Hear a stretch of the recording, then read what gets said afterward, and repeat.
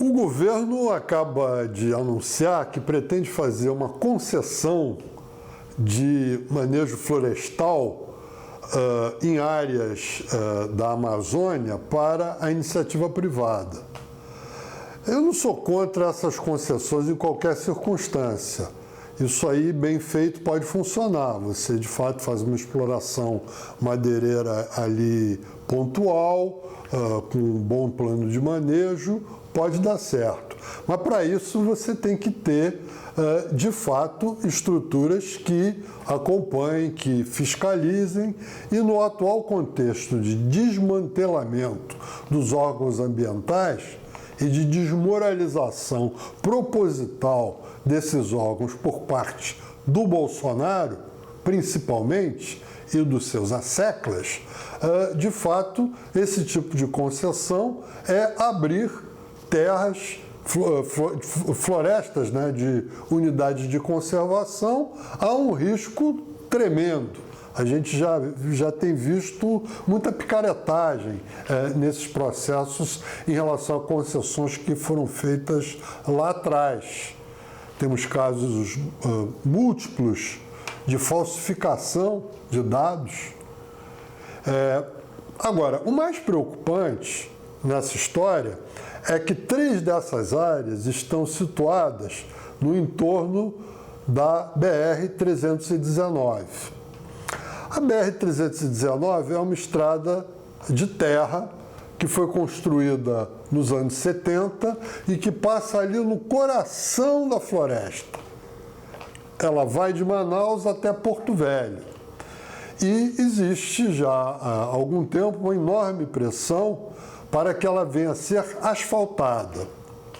O asfaltamento da BR-319 é um dos maiores perigos que existem nesse momento para a já tão ameaçada floresta amazônica, porque de fato vai atrair um enxame de grileiros, um enxame de garimpeiros que vão construir as chamadas espinhas de peixe, que são estradas laterais feitas ao longo da rodovia, e vão detonar aquilo tudo, vão detonar milhares de quilômetros quadrados de floresta ao longo dos anos para poder colocar gado, para poder fazer exploração de garimpo.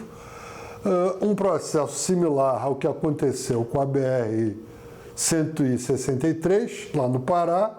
Foram criadas várias unidades de conservação, tentou-se fazer várias precauções, mas realmente a bandidagem associada aos políticos ruralistas conseguiram fazer com que nada daquelas medidas de salvaguarda de fato funcionasse. Então a Floresta Nacional de Jamanchim foi invadida, várias unidades ali de conservação de fato foram depredadas.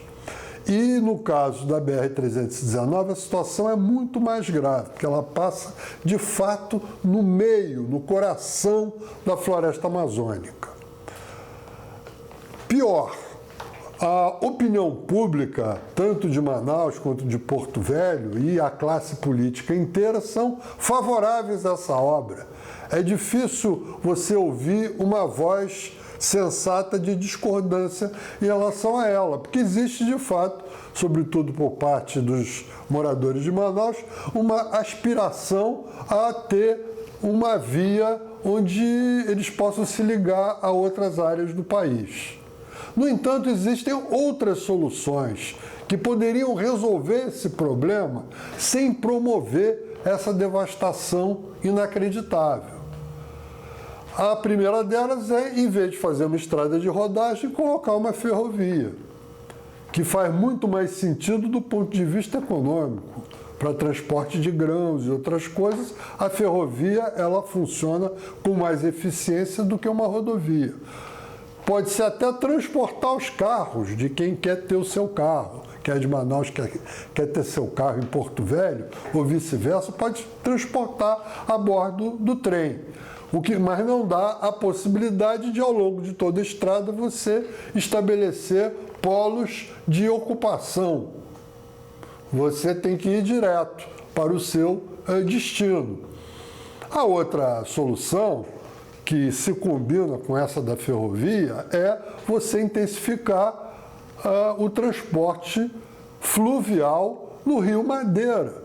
Porque o Rio Madeira ele é exatamente paralelo, ele acompanha esse trajeto da BR-319. E está lá, é só realmente ter um pouco de investimento. Por outro lado, existem soluções de curtíssimo prazo. Por que não usar créditos de carbono do transporte aéreo internacional, que vão estar disponíveis a partir desse ano, para você poder subsidiar as passagens aéreas entre Manaus e Porto Velho, poder fazer um voo direto. Hoje essas passagens são caras e o processo é todo cheio de escalas, é complicado. Se tiver um voo direto, que seja bem barato, e ao mesmo tempo o sujeito até recebe um voucher para poder alugar um carro quando ele chega em Porto Velho ou quando ele chega em Manaus. Isso resolve o problema das famílias, das pessoas que acham hoje, equivocadamente, que o asfaltamento é a única solução. Eles poderiam, a curto prazo, resolver o seu problema. Pegavam um avião a um preço baixo, gastava mais ou menos o que ia gastar em gasolina e manutenção do automóvel, para chegar lá em 2 horas e pouco, em vez de 12, 13 horas, e teria, inclusive, um carro à sua disposição na outra cidade. Então, é um mínimo de imaginação, um mínimo de inteligência, para poder, de fato, encontrar alternativas para aquilo que eu volto a insistir. É uma tragédia que está se preparando, porque o governo Bolsonaro está decidido a promover esse asfaltamento.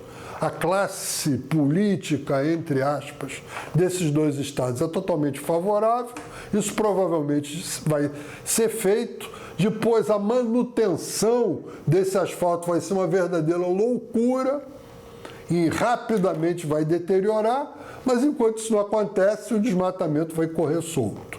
Então, de fato, nós estamos aqui alertando para uma situação e oferecendo alternativas que são totalmente plausíveis.